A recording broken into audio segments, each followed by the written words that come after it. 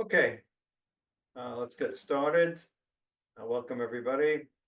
Another week, or the 2 weeks, obviously. I was going to change the background to reflect the sunnier view of Tel Aviv, but the background better reflects the mood in Tel Aviv at the moment, which is far from sunny, to say the least. This is probably one of the more difficult days that I can remember. Obviously, immediately in the beginning of the war was much more difficult, but still, 11 soldiers over the weekend, basically over Shabbat, died. That's, I think, the largest single number of soldiers in one day since, obviously, during October 7th. Many more died. More and more the question is, what next? Where do we go from here? Is there a what next? Which I think is the biggest question of all. We've been in Rafah now for a month and a half. In that month and a half, according to the army, we have killed approximately 500 Hamas terrorists. It is estimated that before we went into Rafah, there were 10,000 Hamas terrorists in Rafah. A lot of them left, and some of them decided to fight. But that really, for a month and a half of fighting, to have killed 500 out of 10,000. So the question is, after a month and a half, where do we go from here? The army is basically telling the political leadership that we've accomplished all that there is to accomplish effectively. Unless you're going to come up with a plan for someone else to take control of Gaza, there isn't all that much more we can do. Yes, we can keep on killing Hamas here and killing Hamas there.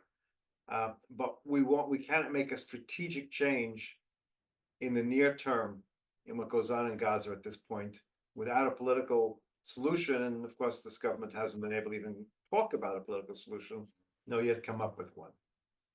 The answer from the political establishment has been today at the meeting of the government. And it's been quoted that Netanyahu said, Israel has an army that has a state. In other words, the army has too much power, and I've told the army to do things that they didn't want to do so we can achieve the goal of complete victory. Nobody in the world has defined what complete victory is. And of course, there are I've read a few commentators abroad who are saying we're very close to complete victory. And I don't know any Israeli who thinks we're very close to complete victory. Yes, we've destroyed the main military capabilities of Hamas. And yes, we've destroyed almost all of their rockets, it would seem. And yes, we've probably destroyed 70% of their ability to make rockets. We don't know, because we don't know that we certainly haven't gotten to every tunnel, so we don't know where every last lathe is or other machinery for making rockets. But let's just assume we've eliminated a good portion of that. And we've probably destroyed 50% of their tunnels. We don't know that for sure because we've never known how many tunnels they have. But let's just go by that. So tactically, it's been a great success. And tactically, the price has not been all that high. I mean, it's terrible. Every soldier we lose is a terrible soldier to lose, and it's terrible to lose anybody. But from a military overall perspective, to fight for 8 months and lose the 300 plus soldiers we've lost is a very small number relative to what anyone would have expected it would have been in an urban battle of this kind. Mostly, I mean, there are two reasons for that. One is we've used overwhelming firepower, which of course has caused the other problem, which is the destruction and some of the civilian deaths. But B, we used overwhelming firepower because we did not rely enough on our technological capabilities that in the end have worked. Despite what happened yesterday with the Namer, the APC that was blown up, they've been remarkably effective in being able, them and the Merkava 4 tanks, of being able to go into highly urban areas, and have been able to go in and almost ignore the RGB fire because of the systems that we have in place. Yesterday was a unique situation. What happened yesterday, to the best of everyone's understanding at the moment, is the APC that blew up was one carrying an extensive amount of explosives on its outside. Because it was an engineering core APC, and what looks like it was an RGB attack by terrorists. The RGB attack resulted in secondary explosions. And so those mines and other explosive devices that were being carried on the outside of the APC ended up blowing up, and the result was all the 8 soldiers were killed. There has been some talk. There have been some talk that of using remote unmanned vehicles to carry the explosives. But they didn't do that yet. Let's put it that way. There was talk in advance of doing it, but they have not done it yet. So therein lies what happened yesterday. But overall, they've been very effective. But again, all of that does not gain us control of the streets of Gaza. It gains us the ability to get anywhere in Gaza. It gains us the ability of shooting anybody who we want to go after, but it doesn't gain us control of the streets. It doesn't remove the governmental abilities of Hamas to govern Gaza, unless we had someone else to govern Gaza, and we don't want to do that. We're not willing to do that. We have not been willing to do that since the beginning of the war, and without that, there can be no strategic victory, which means there will not be a strategic victory. To be honest, this war was lost the first day. The moment they took those hostages and killed as many as Israelis as they killed, then this war was a lost war. Until now, it's been an attempt to limit those losses as best as possible and to hit Hamas as hard as we can and destroy them as much as we can, and all that we've done. But strategically, our position in the world has weakened so much. Our economic situation has worsened, and people in Israel don't even understand how it's worsened. The ability of Israeli companies to do business has been negatively impacted. Let's put it that way. The example of the Paris military expo, where we've been barred from going to, is just one of the many very public examples of what's going on. As you all know, I have an economic section where I love to put the amount of money that's been raised by Israeli companies. And basically, until 2 weeks ago, I was pretty much putting something in almost every day. It's been about 2 weeks. I'm sure there'll be something one of these days, but it's been about 2 weeks since I found out about an Israeli company that's had a round of fundraising, which is an indicator of a lot of things that were until now were things that were deep in the pipeline when the war began. Now I think we're running into serious problems when it comes to that as well. In any case, we are stuck. We have not managed to free the hostages. Obviously, military means, may have worked in a couple of very specific cases, but it has not worked for the large number of hostages. Look, it's mostly Sinwar's fault. It's mostly Hamas that have moved the goalpost consistently. However, ultimately, we know what it's going to take in order to get back the hostages.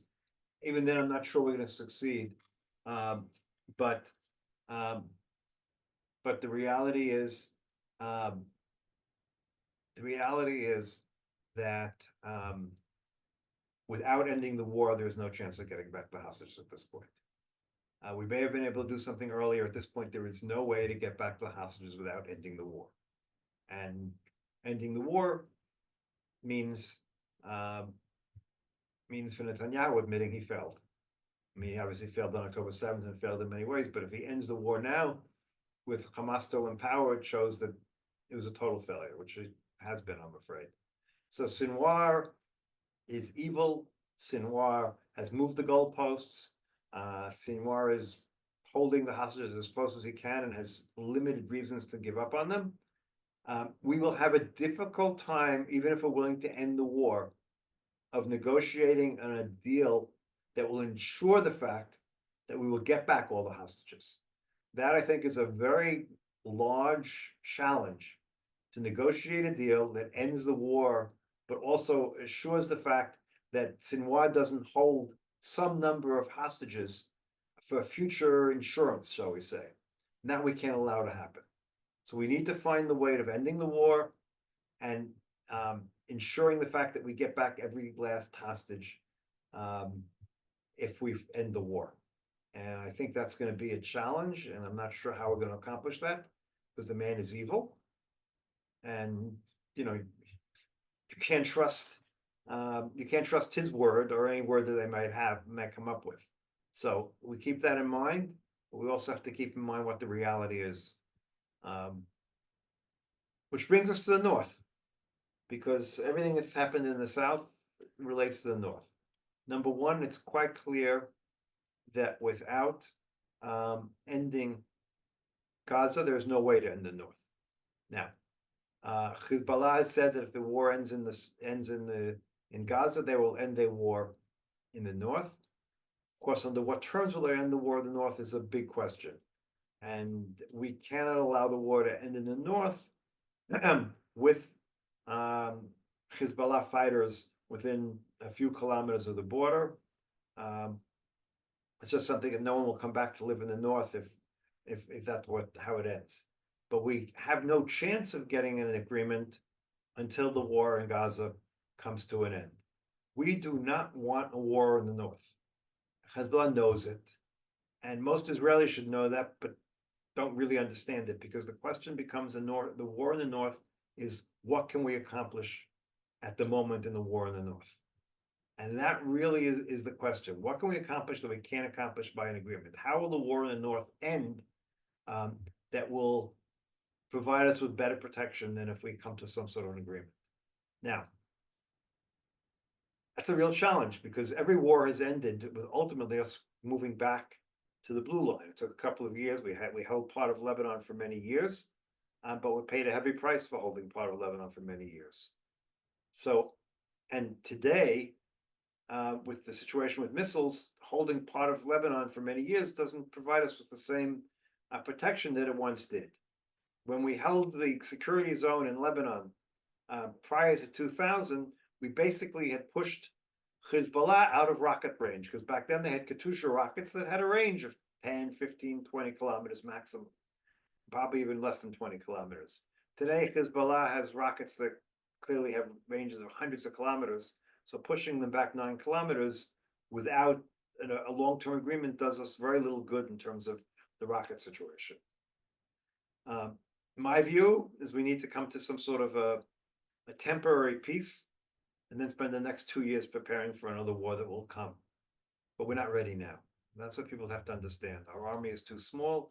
Our army needs technological solutions that are on the drawing boards but haven't been deployed. It needs technological solutions that aren't even on the drawing boards that we need to develop. And we need to develop a new strategic plan for how we defend the country. One of the biggest problems of this war is not the individual battles. It's the fact that until the Yom Kippur War, the Arabs sort of thought they could destroy us one way or another. After the Yom Kippur War, it was clear that wasn't going to happen. I think now, for the first time, there are too many Arabs and maybe Iranians that think it is now possible to destroy the state of Israel. And we need to create a situation where they no longer think that's possible. And I don't, sitting here, I have no easy solutions to that, but I think we need our best minds to come up with plans, and those best minds need to be a completely different group of people that have been running this country for the last 15 years, because we need to think differently, we need different plans. We need to be ready for what might come in the future. And last but not least, the only way we can have a strong army is if we have a strong economy, and we need to deal with that as well, because you can't build a strong government, you can't build a strong army unless you have a strong economy, and that's in trouble too, as I mentioned before. Which also brings us to the Houthis, which it's quite impressive how the world is sort of letting them do what they're doing. Seems like they've sunk 2 ships in the last 24 hours. One for sure, and the second one I haven't gotten confirmation it's actually sinking. But they've successfully hit 2 ships in their area, commercial ships, not Israeli ships, but third-party ships. And the world seems to think that, I mean, I think it's okay. I mean, it's always the problem. The United States and Great Britain repeatedly have hit the Houthis. It's not like they're ignoring the Houthis. The problem is, as the Saudi Arabia learned in its long war with the Houthis, it's very difficult to win a war with air forces, and it's the same thing that we've learned in the past. An air force, unfortunately, cannot destroy all of the missile systems that these countries have. And the only way we ended the missiles from Gaza was by physically going into Gaza and destroying them. We did not succeed during the Second Lebanon War in ending the missiles that Hezbollah was firing at Israel. Despite weeks of bombing various parts of Lebanon, we did not succeed in stopping those missiles. It's almost impossible to stop missiles from being fired from the air. However accurate your air force is, however good your intelligence is, there are always places to hide more missiles. There are always places to shoot missiles. And the US and Great Britain are learning that with the Houthis. Maybe the more sustained attack, 24/7 attacking the Houthis, maybe they would succeed better. I don't know. But almost every 2 or 3 days, there are major sorties by the United States and sometimes the British to attack the Houthis. And it hasn't really had an effect. I'm sure it's destroyed some of their missiles, but they're also no doubt getting additional missiles from Iran, who of course is the supporter of the Houthis.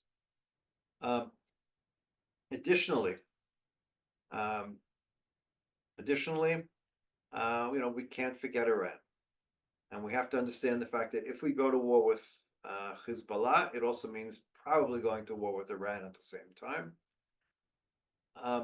We may someday have to go to war with Iran, but we need to go to war with Iran when we have regional allies in place. This would not be the time to go to war with Iran. Also, if we end up going to war with Iran or Hezbollah, we need to do it at a time and a place of our choosing, not of their choosing. And that's really important. And we need to be prepared. And I have no idea what our production rate on interceptors and everything are, but I doubt we've made up for all the interceptors that we fired during the Gaza war. And my guess, without knowing any details, it'll take us months more to produce enough interceptors to make up for that, and probably even the more we would need to deal with Hezbollah's rocket force, which we will not succeed in dealing with 100%. But if we have enough interceptors, we'll be able to deal with 90 or 95% of them. But we need lots of interceptors in order to do that. We have to produce them, and I don't think we have enough of them right now. Again, not based on any inside knowledge, just based on logic and the little that I know from public sources. So that's where we stand in terms of Hezbollah. It sounds like I'm conceding, someone has written here.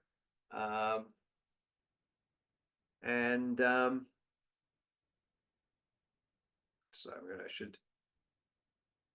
Do we live in a personal state? I'll answer this now instead of waiting for the questions, because it's part of it.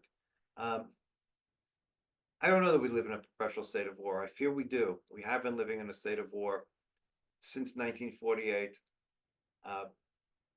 The poll that I cited, I guess it was last night, amongst Palestinians, the recent poll that just came out in the last couple of days, showed that 67 or 68% of Palestinians are not in favor of a two-state solution, even if it gives them a Palestinian state. If that is the percentage, then it seems to me to be very unlikely that in my lifetime we're going to reach a peace agreement with them. Maybe things will change. If you go back to the public opinion polls amongst the Palestinians right after Oslo won, the majority of Palestinians, 60 some odd percent, favored a two-state solution, maybe 70%, and some percentage similar to Israelis favored that solution right after Oslo won. The percentage of Israelis that supported it started going down every time Hamas bombed had bombings back then. They started the bombings right after Oslo. And every time there was a bombing, you could look at the public opinion polls in Israel. And every time there was a bombing by Hamas, the percentage of people um, who supported peace with the Palestinians went down. The percentage of people who believed that we could reach peace with the Palestinians went down. At the moment, and this is why the idea of going to a two-state solution right now by various countries is absurd. I doubt there's 20% of Israelis who believe that right now that we could reach an agreement with the Palestinians that the Palestinians would keep for a two-state solution.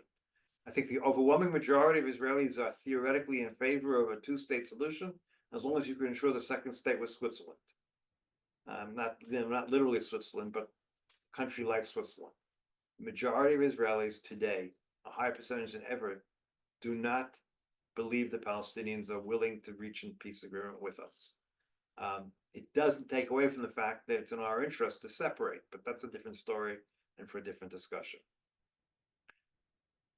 A little bit of internal politics. So last week, Gantz and Eisenkot and the party left the government. Both gave interviews, both Gantz and Eisenkot, over the last week. Eisenkot last night, Gantz, I think it was Wednesday night or Thursday night. Both basically said that for political reasons, Bibi was not willing to reach an agreement in terms of the hostages. Again, not blaming alone. Everyone understands the fact that Sinwar is the biggest obstacle to reaching an agreement. But in both cases, the belief that at key moments earlier on, Bibi torpedoed a possibility. Again, it's not a guarantee, but it's a possibility, because he basically had to open his mouth on Shabbat or on other periods to say that we will never end the war, which was like, okay, that's a red flag to Hamas, saying that whatever deal you make, we're never going to end the war. We're going to come and kill you. Now, whether it's true or not, something else, but you don't have to say it. The only reason he said it was for political reasons. And that's basically more than anything else. And well, not more than anything else. The other reason was the unwillingness of Netanyahu to have a discussion about the day after. Forget having a plan for the day after. There has not been a discussion of what Israel's strategic goals for Gaza for the day after. There has not been a cabinet discussion of that once. 8 months plus into a war, and there hasn't been one discussion of the defense committee, security and defense subcabinet on what are the goals, political goals of this war, and what should Gaza look like the day after. The reason is simple. Ben Gvir and Smotrich want us to hold on to Gaza and have new settlements there. Anything else for them is unacceptable. That is a plan that's unacceptable to most of the rest of Israelis. And therefore, Netanyahu won't have that discussion because he fears that they will leave his government, and that will be the end of his government if he loses that support. The other political area is, of course, the issue of the ultra-Orthodox draft. They passed a technical law that allowed what's called din ritzifut, which is a continuity of a law. They took the law that was passed by the Bennett Lapid government, which was a temporary law to theoretically induce the ultra-Orthodox to do some sort of service, not necessarily military service, and they made that the new law to be discussed. That law may have been okay at the time when the goal was really just, an equal burden. But the reality of today is we don't need an equal burden. We just need troops. We need more soldiers. We need more people to participate. Anyway, that law that passed, despite the fact that a very significant number of Likud members of Knesset and ministers said they didn't support it. It was just technical. They'll vote for it in favor of it, but it'll all be changed in committee. On Tuesday, the first committee meeting of the Defense and Foreign Affairs Committee meets to discuss it. The head of that committee, Yuli Edelstein, has said that he will not allow the law to leave his committee anything like the current law is, and he'll insist on things that will make the law much more teeth to force the ultra-Orthodox to draft. We'll see whether any of them will have the spine, because until now, none of the Likud ministers or members of Knesset have had spine to stand up to Netanyahu at any point. We'll see what happens with the committee. On top of which, we can expect any day now a decision by the Supreme Court that will basically say the ultra-Orthodox need to be drafted immediately, and all of them. What that will mean is unclear, but it looks pretty clear that there'll be not only a majority opinion, but it'll be a 9-0 opinion of the members of the Supreme Court calling for that. And that will probably come out any day now. We're waiting to see when that happens, and that could cause a lot of difficulties in the coalition, obviously. Obviously, it's not what the ultra-Orthodox are looking for. So we'll have to see. Obviously, there's a lot of discussion how to bring about elections in the fall. In order to bring elections in the fall, it has to take place during this Knesset session, which has less than a month before the summer break. Our Knesset has long breaks. Why they have long breaks is a whole other story. We have a break that will go from mid-July right through the Chagim, which this year is pretty late. So we're talking about a ridiculous time when the Knesset won't be in session. So Netanyahu is working very hard to make sure that nothing happens before then. He wants to hope he stays long enough, and his great hope is to last until Trump gets elected. If Trump gets elected, not sure what he thinks Trump's going to be all that different, but let's just say that's Netanyahu's hope to somehow hang on to power. Whether he'll be able to, no idea. He's pretty good at that level of politics. He's been very good at. So I would not bet against him, despite the fact that the overwhelming majority of Israelis at this point want new elections. Okay, that's where we stand. Look up your hand, and hopefully I'll see you. If not, my wife will yell at me and say someone's. Let's.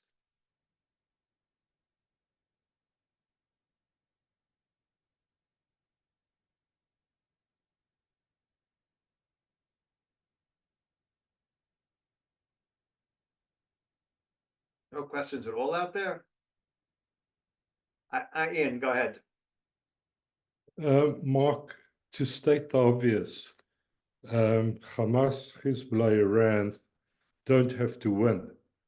They just have to not lose to make things so uncomfortable that over a very slow drawn, long process, Israel will run into such difficulties, both internally and externally, that it'll be forced to negotiate some kind of settlement that would mean the end of the state of Israel. What do you think about that? Okay, so if they don't lose, they win. That part is true. A draw is a win for them. Again, look, if we end this war right now with Hamas, we have to understand the fact that we lost the war.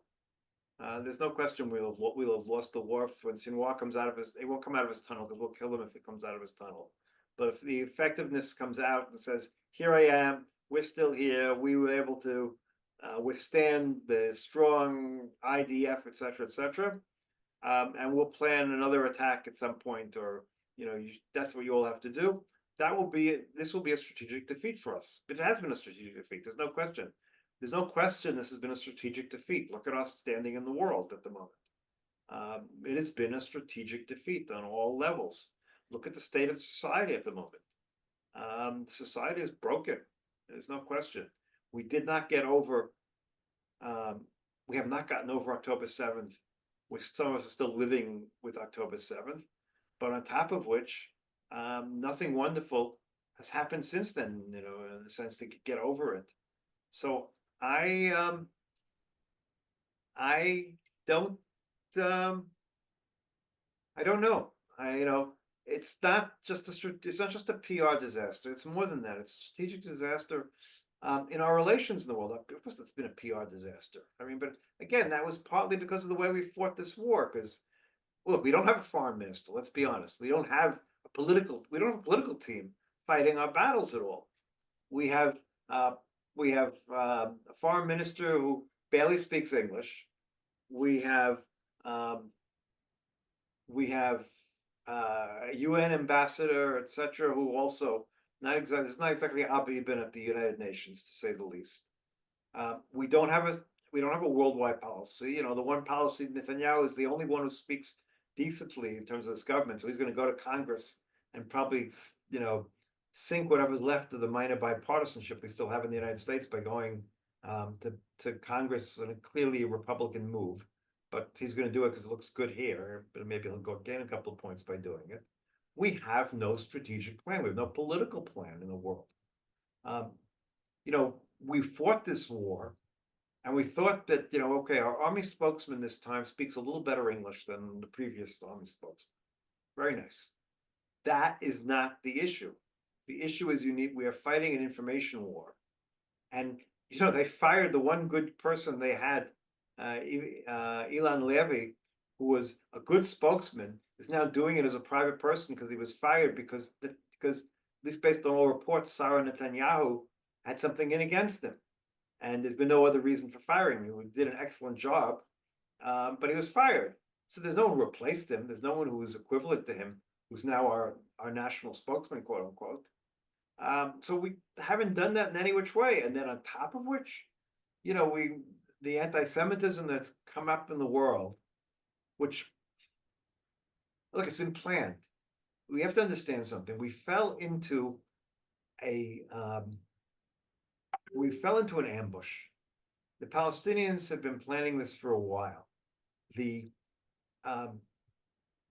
center point, the most strident anti-Semites in the United States and all the other in Europe and all those places, the core group are basically American Palestinians or European Palestinians, and if not that, Muslim Europeans and Muslim Americans. Now, they're not all, and I'm not saying that all Muslims or all Palestinians in America are anti-Semitic, but the core group of the most anti-Semitic in both cases tend to be those groups. And they managed to hijack a willing group of the far left in the United States and in Europe that fell into the same conspiracy theories the far right has about Jews. They just look at it from a different perspective about the Jews running the world, the Jews running the media, the Jews. And so now the far left is probably more anti-Semitic than the far right is. And so was it the cause of the Gaza war? No, the Gaza war didn't cause that anti-Semitism, but it was the spark that helped set something that had been planned for a very serious long time in the United States and in Europe that was growing in the United States and Europe. There were growing anti-Semitic incidents in the US in the last couple of years. It started on the right in the Trump years and moved to the left also in the Trump years. And this war has just put it on steroids. So is it the government's fault? No, it's not the Israeli government's fault. This war wasn't brought about by the government. We can talk about all the mistakes the government made in the time leading up to the war. The government's mistake in how it's run the war, yes, this war has been run poorly from a public relations strategic standpoint. But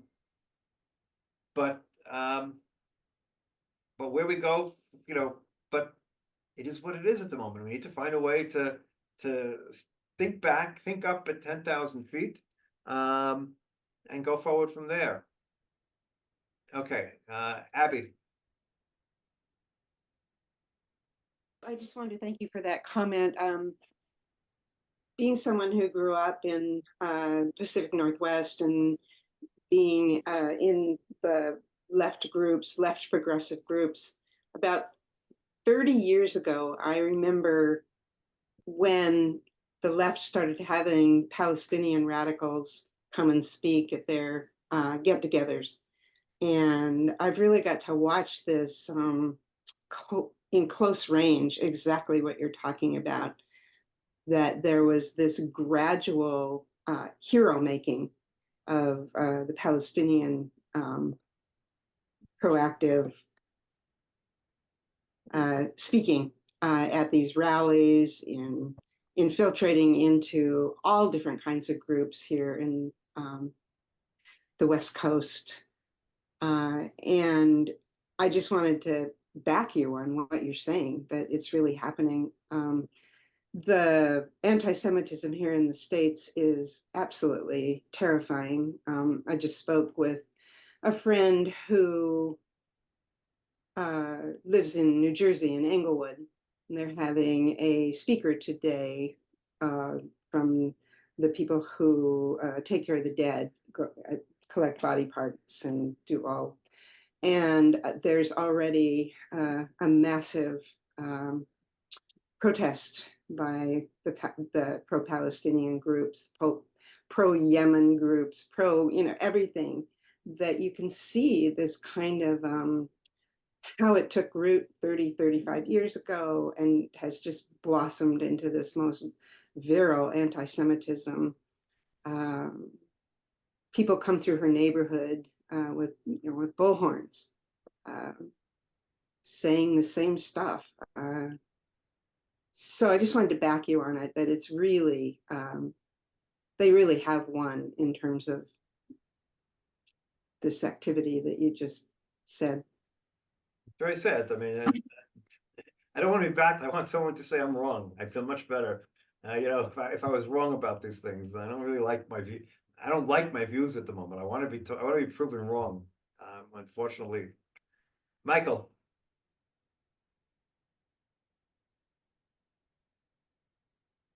There's a Michael raising a hand.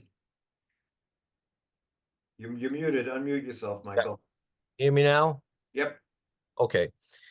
You're talking about PR and how it's been mismanaged, and I completely agree with you, but it's hard for me to imagine a worse move than having Netanyahu come and address Congress, giving the atmosphere in the US and the degree of, pro-Palestinian, anti-Israel sentiment.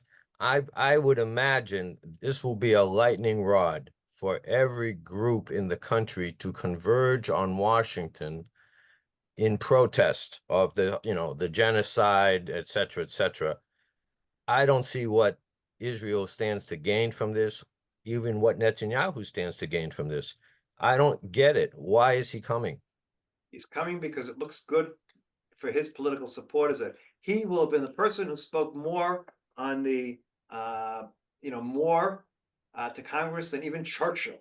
He's a great leader who spoke more than Churchill. Look, All right. Israeli correspondent. There was an Israeli, not a correspondent, one of the presenters in the main evening news. He gave a rip about last week, and he said, "Please, Netanyahu, don't go to Washington." He went through exactly what you said. There's going to be 1 million Palestinian supporters in Washington to protest. It's going to hurt.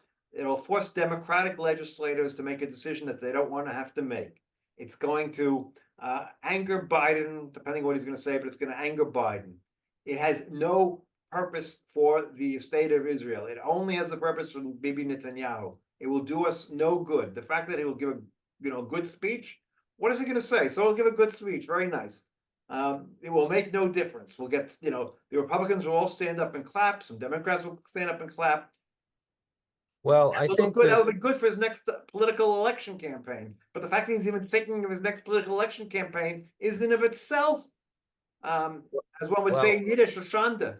The man should have resigned. So, whatever he will personally gain from this trip, the damage it's going to do to Israel and to Jews in this country by having global attention on the number of protests against his presence, I think is incalculable. No, I agree. I think I agree. No question about it. Katerina.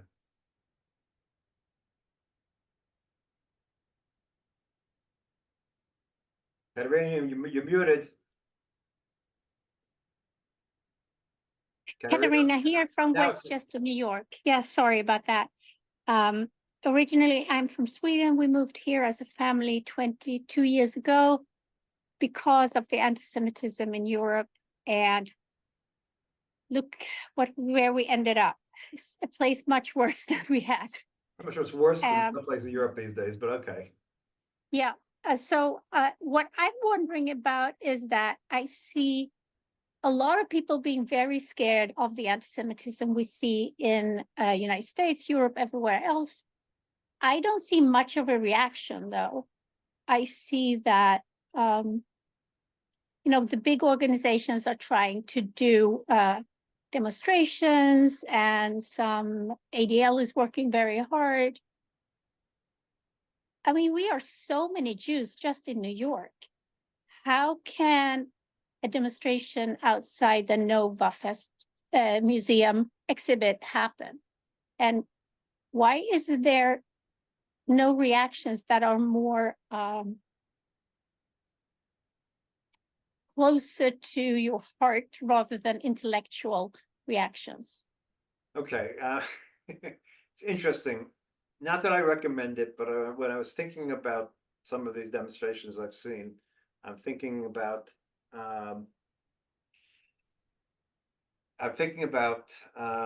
way back when JDL started in New York, and I was not a supporter and I was an opponent, and I dealt with these people, and I was clearly not a JDLer, but I did some things together for Soviet Jewry and understood them and knew who they were.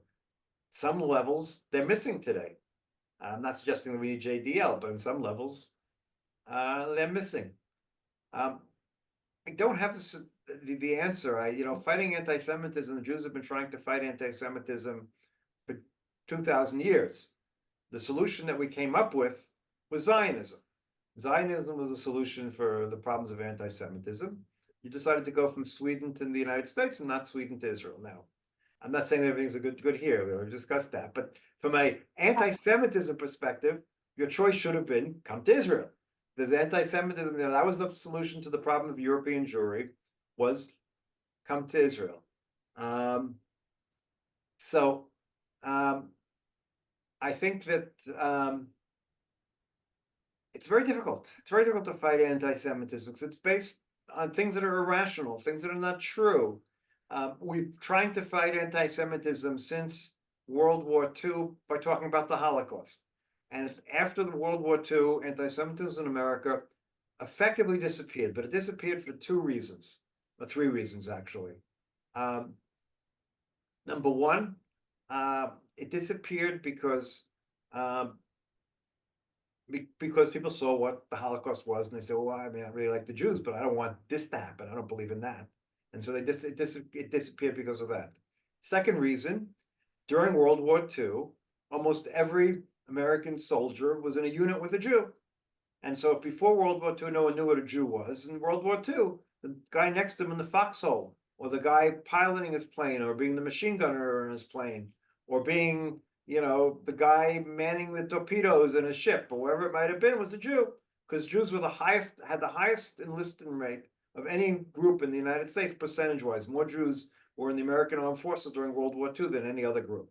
So the result was almost everybody in America met a Jew, and met a Jew in the positive sense, because he was someone part of his unit. And we all know, one of the basic things of the Army, Navy, whoever it is we rely more than anything else on our fellow soldiers. And so that decreased anti-Semitism. And finally, there was the Israel factor, that suddenly once there was Israel, Jews became more normal in the sense that, they had a home, etc. They were just like the Poles, or the German Jews, German Americans, the Italian Americans, and everything else. Now we're two generations away from the Holocaust. The Holocaust is just another historic event that took place a long time ago. As much as we try to bring back the education to the Holocaust, it's still something that took place a long time ago. And so that doesn't work very much. Very few Americans serve in the army to begin with, and those that do, I mean, I know a bunch of Jews in the army, but by and large, the odds are not high that you're going to have a Jew in your unit, even if you do serve. And finally, Israel's become a negative instead of a positive. So I don't know how you fight anti-Semitism. I honestly don't, because it's made up of, look, the world is full of conspiracy theories these days, more than ever. There's conspiracy theories about so many different things that are completely false. And no one can fight these false conspiracy theories about all sorts of things. There's still people who don't believe that 9/11 was real, and the people who don't believe the landing on the moon was real.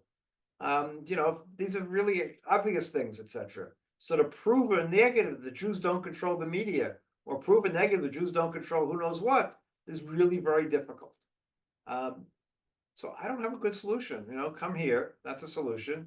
And I understand the fact that coming here may not be the safest thing in the world right now, but I still believe ultimately Jews are safest here, although I have some concerns, to be honest with you right now. So I don't know.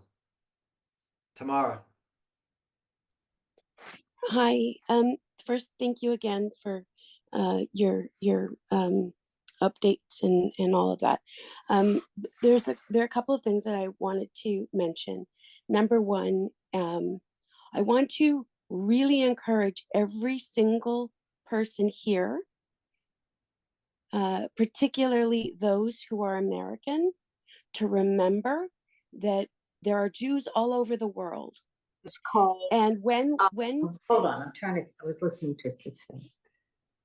and so when people tend to American centralize the Jewish experience, you make it seem like the only Jews in the world are Americans. I know that you know that isn't the case, but you often speak strictly in American terms.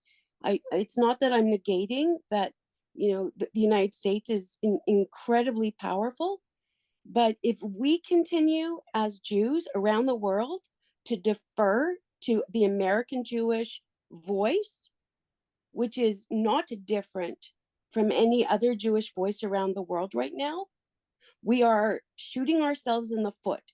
We are denying and undermining the potential for the unity of our people to address anti-Semitism as a Jewish nation, whether or not, Mark, we choose or choose not to make Aliyah. The fact that we exist around the world is helpful as well for our indigenous homeland to succeed, because we can help it from the outside as well. So I just wanted to start off with that comment, because I'm really kind of fed up with American Jews speaking about their experience as though it's the only Jewish experience out there. Tamara, where are you from, by the way? I'm in Canada. Okay. And I've lived in the States, I've lived in Europe, I've lived in Latin America. And I know Jews from all over the world, and we are all struggling. The caveat in the all word is one of the points I want to bring up, which is that the corrosion of our people in today's world is also coming from within. And I personally am trying to figure out how to deal with it, because I think I can't call another Jew an anti-Semite. It's not and I despise the term self-hating, because that's not what it is either. It's a self-negation of some kind. And it's a negation of history, of vision, and all of that. So this is something that I am trying to better understand. And I even see it in Israel. So for example, there's a gentleman I've been following since just about the beginning of all of this, Ori Wiegensberg. And, I was quite moved. He's, left, he's progressive. But somehow when the conversation about anti-Semitism comes up, he shuts it down. The same thing happened with Shalom Auslander, a New York Jew. I see it in Canada as well. And I am trying to figure out how to get Jews who are otherwise progressive, able to see nuance, somehow not shut down the reality and the impact of what anti-Semitism is around the world. And so I can't wrap my head around that. And, even more recently, I saw a little snippet of a talk that there's a performer named Ruben Kay, an Australian, who is otherwise a very brilliant sort of cabaret not really trans. Anyway, let's just call him a cabaret performer. And he started using the G word. And I thought, what the hell is going on? So I really think we need to, number one, speak in terms of international Jews experiencing anti-Semitism. And I think we need to figure out a way to not just call out the Jews among us who are negating us, but ways to convince them otherwise. Because when I look at social media, the people who are being pro-Zionist are really right wing, and I don't identify with a lot of those people either. And I feel like they've hijacked the anti-Semitism argument. Someone just asked in the chat what the G word is. Sorry. Genocide. Oh, okay. Because I think it's bullshit. Sorry. Okay, no problem. A lot of Pardon? it could be a G word. Go ahead. Yeah. So this was one aspect. The other thing that I'm trying to figure out is, and I put it in my questions, and I'm really not trying to be snarky here, but I can't understand, and please help me, Mark, help me understand what is it that particularly Israelis, because right-wing Jews in at least in my part of the world, I know them, I've dealt with them, they're morons. And I will defend them to be morons, but they're shooting us in the foot in a horrible way that we need to all clean up in our own respective neighborhoods. But what I can't wrap my head around are the Jews who are supporting Netanyahu because they're experiencing the very worst of everything. And I'm really looking for you to help me understand, to see what is it that there's no, Simple. he doesn't provide any hope. It's tribalism. It's tribalism. He's their man. Doesn't make a difference. It's the same thing we have with other people. It's tribalism. They vote for their man, and Netanyahu succeeded. You can see him there. He's their man. Yeah. Thank you. First of all, I thank you, Dad, for doing this. I live in New York, though my heart is in Jerusalem, as my background is. I live in Westchester County. I live in a neighborhood that is predominantly Italian Trump supporters. And let me tell you, they love Netanyahu. I ran into somebody at Trader Joe's on Friday who said, I love Netanyahu. He's Catholic. He's a Trump supporter. I think it is wrong and it's bad to say that everyone hates Netanyahu. It's not true. The 50% of people who are voting for Trump would probably vote for Netanyahu as well. And having Netanyahu come to New York, or to come to Washington, whatever, is not something only, I'm sure, for his own moves, but he has support here. I've spoken to many people. I'm down in the dumps on everything going on. Why aren't there protests against all the anti-Semitism? I thought about it, that video on the subway where they said, who's a Zionist here? Did you see that? Did all you see that? That was circulating last week in New York, that mass people said, who's here a Zionist? Oh, no one's a Zionist, we can keep on going. Thought to myself, if I was on that subway, though I haven't been on a subway in 5 years plus, would I have raised my hand and say, screw you all, I'm a Zionist, I'm proud to be one? No, I would have cowered in the corner in fear because I wouldn't want to die on that subway. And I think that there's very scary things happening on the streets of New York or the streets of the United States that we can't compete with. We don't have the numbers. We don't have we're scared to die because we've died many times in our past and we don't want to die now as well. These people are out for blood. They don't care.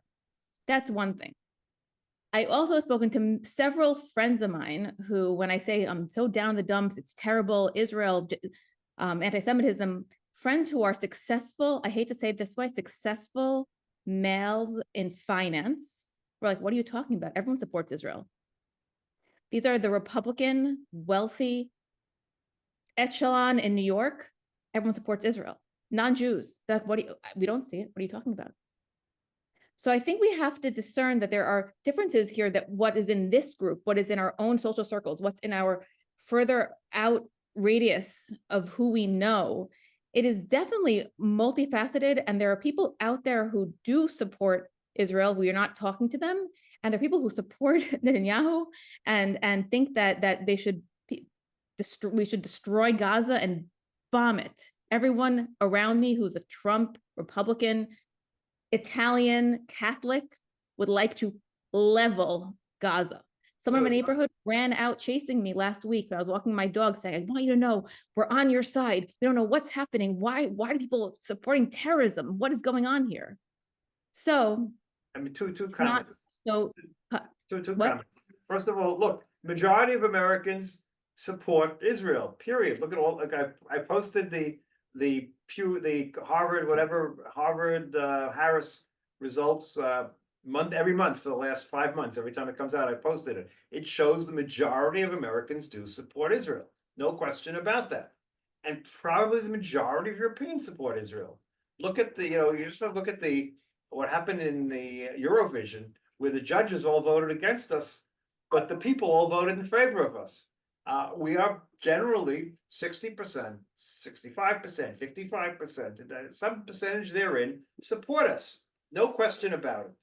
However, the reality is that there's a very growing percentage that absolutely don't support us.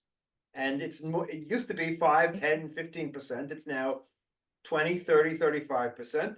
And it's amongst, I will call them, future educators, decision makers, people who we have to be worried about in the future. We also have to be worried about the fact that if Israel becomes a completely partisan issue in the United States, and Democrats sort of oppose Israel, or some significant portion of them are opposed to Israel, and Republicans, are the supporters of Israel, we could be in a ping pong situation because America is a pretty divided 50-50 country. And whoever wins the next election, the odds are the other side, whoever that may be, will win the election after that. Because if we look back, X number of elections, America is pretty evenly divided between the two sides of the political spectrum. So we do not want to be in a position where Israel becomes a partisan issue and only Trump supporters support Israel. That's not going to be a good place for us to be. Now, I think we can still do things. I've had fights with people here, and I said, they said, well, America's lost. I don't believe America's lost. All we have to do is affect 5 to 10% of those people who are possibly oppose us at the moment, and we can make a big difference in the direction we go. And if we can get back some of those Jews who are unfortunately using the word G, so to speak, talking about our genocide, etc., maybe if we can get some percentage of them back, that will influence other people. We can't give up on this fight because we can't give up on America. And we can't give up on America in the sense that we leave America to Trump supporters, because that just doesn't work. And while the people you talk to may want to say, why don't they just bomb Gaza to smithereens? The reality will be that Israel will then be completely cut off from the world. We will have no business interests anywhere in the world. We will not be able to fly our planes everywhere in the world. It will be like Russia. And we can't afford to be that way because we're not an energy country where our whole economy is based on high tech and international commerce and all those sort of things. We have to be integrated in the world's economy. We're not back to 1940, 49, when we were, we were an agricultural society that we didn't really depend on the world. Today, we are 100% dependent on our interactions with the world, and we can't afford not to be. It doesn't mean I have any good solutions. And I agree, a lot of Americans support us. Most Americans still support us. But less Americans support us now than supported us 5 years ago, 10 years ago, or 20 years ago. Yes, I fought on American campuses in 1972, in 73, in 74, anti-Israel propaganda that was being pushed by the Arabs, and the left started pushing anti-Israel propaganda on American campuses starting after the 6-Day War when Russia changed sides. Before 1967, we were still the darlings of everybody. After 67, we suddenly, the left, the new left suddenly decided that we were the enemy to some greater or lesser extent. And we were fighting that battle way back when. And when the campuses started first coming problematic in the last couple of months or at the beginning of this war, I said to people, is it really worse than it was back, in my time, so to speak, on the campuses? And the answer, clearly it is. Look at I'll link to an Haaretz article that has a preview of the Anti-Semitism Commission at Columbia and what they found in Columbia. Now, as you all know, or some of you know, I had my own problems with Columbia. But when I read what was in that report, a number of professors who have said anti-Semitic things, who have spoken to Jewish students and forced them to do certain things and have encouraged them, it's just hard to believe. It blew my mind to read what I saw there and what we've seen there in the last couple of months. So the situation is clearly worse than it was. Is it lost? Nothing's ever lost until it's lost. Is the state of Israel in trouble? Yes, the state of Israel is in trouble. Can Israel rebound from it? Of course Israel can rebound from it. But it's going to require some rethinking, reanalyzing, and redirection. And after 8 months of war, we can't continue, another 8 months of war without a new direction. That's the reality. You've raised your hand again, Yael, so if you want to respond, I don't know, but otherwise we'll bring this to an end. Do you have any questions that I should answer? I did want to say one more thing. I wasn't saying that only Trump supporters or Republicans who are supportive of Netanyahu or Israel. I was saying it's a big group of people who I encounter who surprised me with their fervent support of Israel. And I think that we have to look at the other side. Those in Westchester County know that yesterday early voting started for the primaries for the Democratic primaries for Congress. We have a big problem in New York and other places in America too, and not to Americanize the whole problem tomorrow, but I'm here in America.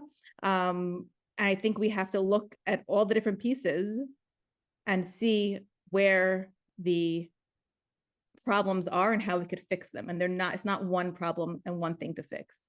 But ostracizing. One thing I want to say about American centric. I understand your concerns, Tamara, but keep two things in mind. If the whole world is against Israel, but America stays by Israel's side, then it will make the impact of the whole world being against Israel will be limited. No Security Council resolution will pass because America will veto it, and American aid and support will continue. America is the key battleground because Israel needs America, period. There's no two ways about it. Israel cannot lose American support under any circumstances. So it's the key battleground, not to mention the fact that it has the second largest Jewish community in the world. So, that's the reality. I do agree that we have to worry about the rest of the Jews as well. No question about it. Okay, anyway, we've been on for an hour. I'll bring this to an end. The copy of this will appear with tonight's update. So I thank you all for joining me. We'll be back in 2 weeks, I'm afraid. Quite, the first couple of times we met, I was hopeful that it would be the last time we'd meet, at least during war. At this point, I'm afraid I don't believe that. So see you again in 2 weeks. Thank you all for participating.